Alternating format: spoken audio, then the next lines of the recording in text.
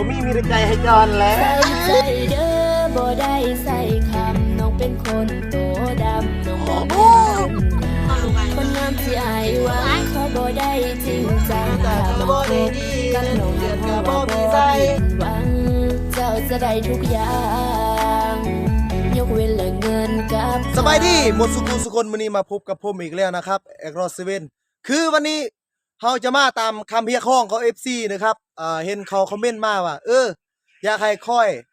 เอกรอสเซเว่นนะครับอันเอมมอนเนาะเป็นแฟนกัน1 มื้อว่ามันสิเป็นแนวใดนะครับแล้วมื้อนี้เขาก็สิมาเฮ็ดตามคำขอเนาะว่าสิลองเป็นแฟนกัน1 มื้อนะต่อไปก็สิเอิ้นเอมมอนแล้วนะเจอวันที่ฮักแล้ววันละกับไฟว่าเขาสิเป็นแฟนกัน1 มื้อเนาะมื้อนี้ก็ชวนกันมากินข้าวปลาสลองกันเป็นแฟนกัน1 มื้อพี่น้องเดี๋ยวเขาสิลองเป็นแฟนกัน1 มื้อเนาะเนาะที่ฮักเนาะแม่นแม่นมื้อนี้เดี๋ยวนี้เขาก็ยังไปช่วยที่ฮักเนาะโอ้ยช่วยกันจับตลอดแต่เนาะไปที่ฮักเขาสิไปวันใดคนก็หลายเนาะไปอยู่ไสทางนี้บ่นี่ปะไปเราสิไปมันเรือก่อนเนาะท่านผู้ชมเอามาละมื้อนั่งอยู่ไสเนาะที่ฮักก็ได้โอ้ตายแล้วเอามาช่วยกันอันนี้ เนาะกับปลาเนาะ4 โลพุ่นนะบ่มีไผจับกองเนาะเขาต้องได้จับกองเองเนาะมันค่อนข้างยากนิดนึงเนาะเอาไปมากินข้าวปลาสลองกันเป็นแฟนกัน1 มื้อเนาะพี่น้องเนาะหาดิใจแฮงเอาสิช่วยเจาะดังไฟเด้อที่ฮักเด้อคนเป็นแฟนกันก็ต้องช่วยกันเนาะดังไฟก็ช่วยกันช่วงนี้กำลังฮักกำลังฮักกำลังบ้านอะไรรักก็บ่หยุด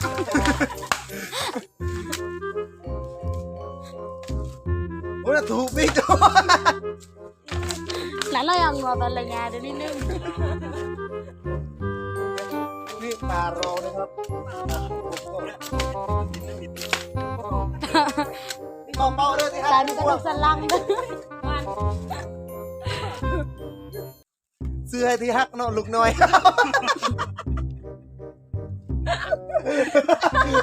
ลูกน้อยเขามีแต่เกือบเบื้องหนึ่ง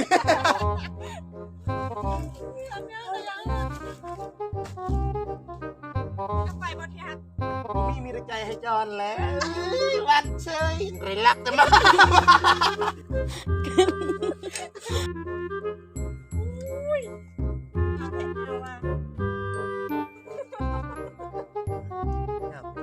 นั่นแหละ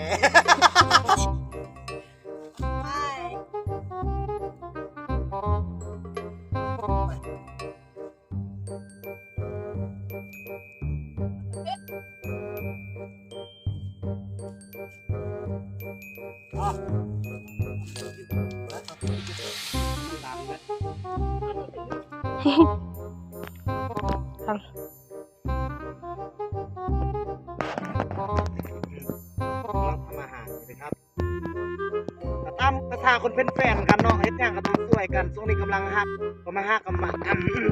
ช่วงนี้ความฮักกำลังมาแห้งไฟแดงก็ไปจอดเนาะพี่น้องเนาะเอาที่ฮักเฮ็ดระวังกันเด้อยามปลาทะลุปลาทะลุนี่มาแล้วที่ฮักเลย แล้วก็เฮ็ดพุ่งเลยที่ฮักเลยวันนี้เราก็ไปปิกนิกนอกตอนที่ฮักไปปิกนิกสลองกันเราเป็นแฟนกัน1 มื้อเราพี่น้องปลาเห็นบอกอร่อยแล้วเลือกออกเลยที่ฮักดูสู้ๆเด้อที่ฮัก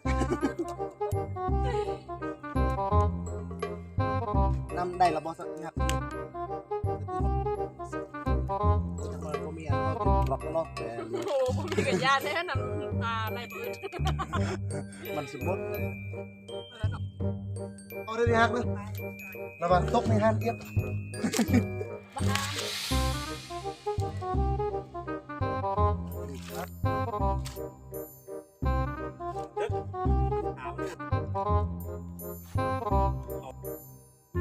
ไปส่งเรื่องนั้นต้องซับแฟนก่อนว่า มีผู้บ่าวบอกให้มีบล็อกกินหมดแล้ว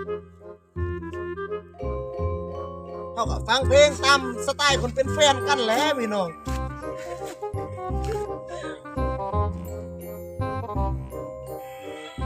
โอ้เย้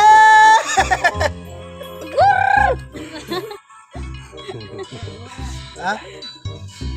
โอ้นางเอกกับพระเอกงามเจ็บมืออะเจ็บมือก้มหน้าตั้งใจหนังสือน้องเป็นคนที่ดื้อใส่ได้สิมาสนใจหน้าตาก็บ่ได้ดีเงินเดือนก็บ่มีใส่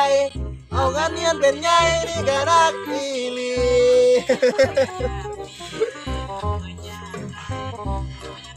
ไอ้นั้นมาเป็นแฟน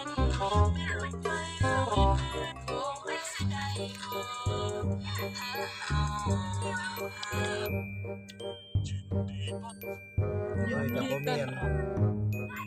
สองคนเปล่าคนเปล่าบล็อกอยู่เลยเจ้าอย่านอกใจค่อยเด้อโอ้ผู้บ่าวอันนี้มากดใจให้เจ้าบล็อกมันทิมก่อนแฟนค่อยห่วงค่อยฮัก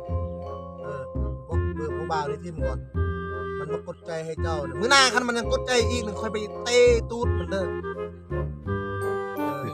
มานี่แหละโอ้เจอสุด แล้วก็ไป ให้มันกดใจเฮ็ดอย่างเนาะ เราก็ทางนี้เลย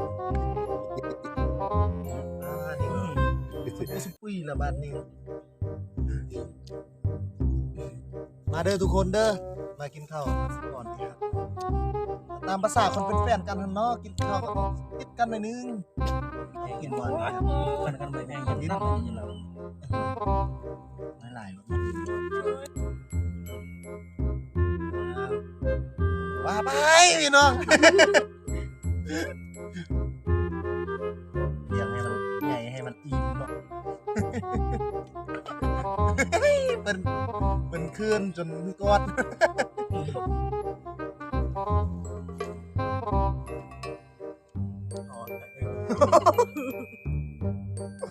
เอาที่ฮักเจ้าคือว่ากินข้าวดูเถอะว่าเจ้าบยันตุยบยันอ้วนนะ โอ้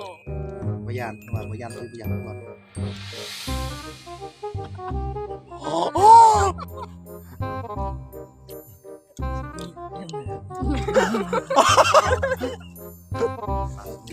เจอมี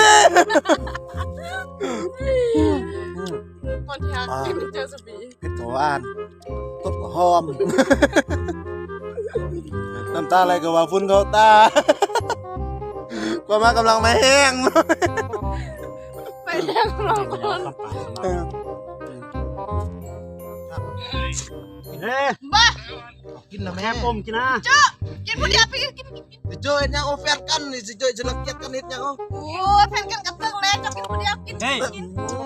บ่กินก็บ่กินซะ นี่ต้องคอยนะแซ่บ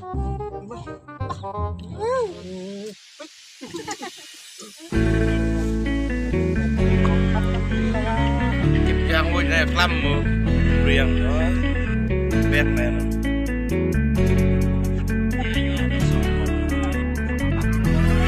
ใส่ใจเด้อบ่ได้ใส่คำน้องเป็นคนโตดำน้องบ่แม่นคนงามคนงามที่อายหวังเขาบ่ได้จริงจังถ้ามาคบกับน้องหับห้องว่าบ่ผิดหวัง บ้านตามภาษาเฟซตามภาษาพวกไม่อะไรพี่น้องเนาะ ยกเว้นเรื่องเงินกับคำน้องบ่แม่นคนงามที่อายตามหาแต่น้องเป็นคนธรรมดาเฮ็ดหน้าเฮ็ดให้และน้องยังบ่มีภัยทั้งใจผมยกให้อายแต่ว่าอายก็บ่สนใจ ผมหากำลัง เขา มา อ เยี่ ยู่ ยม เจ้าผู้งามน้องละเป็นคนที่ให้อายกันเลยบ่เลี้ยวบ่แลอยากไปเป็นลูกไผ่ของพ่อของแม่แต่ว่าวาสนาบ่สมใส่ใจเด้อบ่ได้ใส่คำน้องเป็นคนโตดำ พี่น้องหลังจากที่เฮาอันไปกินอันข้าวป่าเนาะที่หาเขาไปแล้วก็เมาพี่น้องนี่ก็หลังจากที่เฮาไปกินเหล้าอันเมาแล้วเนาะเดี๋ยวนี้เฮาก็ไปนั่งแบบว่าตามสไตล์คนเป็นแฟนกันนั่นแหละพี่น้องแบบว่านั่งซุบไล่กันแล้วก็เบิ่งกัน ต้องตะเป็นรับขอบฟ้าเนาะแบบลงมาจังนั้นโอ้ยเป็นตาสะอ่อนพี่น้องเอ้ยมือกล้องเจ้าก็จับกล้องขึ้นให้มันงามโดเออ จัน เจ้าสิไปใส่ออกไปเฮาเป็นแฟนกันนี่แม่นบ่มีฮัดงาม อ้าวเจ้าไงยังนี่นะ งามงามงามเลยงาม นั่นแล้ว อันนี้ต้มงามอันนี้ เอ๊ะเจ้านี่ก็ได้เนาะสำหรับวันคลิปนี้ก็สิขอลาท่านผู้ชมไปเพียงเท่านี้เนาะพี่ฮักเนาะครับอันคลิปที่เฮาเป็นแฟนกัน1วันเนาะอันติงตาม FC อันเรียกห้องเนาะมาให้เฮาอันเฮ็ดคลิปเป็นแฟนกัน1วันเบิ่งเฮาก็เฮ็ดไปหน่อยนึงเนาะเฮาก็บ่ค่อยได้ถ่ายหลายเนาะเพราะว่าเมา อันมุก แล้วก็เฮากินเหล้าเนี่ยเราก็เมาได้กินเหล้าได้โอ้ยตายแล้วทีนี้เฮาผมคลิปนี้ก็สิลาท่านผู้ชมเพียงเท่านี้เนี่ยแล้วพ่อกันคลิปใหม่เด้อบ๊ายบายจุ๊บมีแต่เจ้าคนเดียวนี่ล่ะเจ้าสิรักหรือขาวมันก็บ่สำคัญขอเพียงเจ้านั้นเป็นคนดีและจริงใจก็พอเจ้าสิรวยหรือจนนายก็บ่สนใจคันเป็นไปได้ ใส่ใจเด้อบ่ได้ใส่คำน้องเป็นคนโตดำน้องบ่แม่นคนงามคนงามที่อายหวังเขาบ่ได้จริงจังถ้ามาคบกับน้องหับห้องว่าบ่ผิดหวัง เจ้าจะได้ทุกอย่าง ยกเว้นเรื่องเงินกับคำ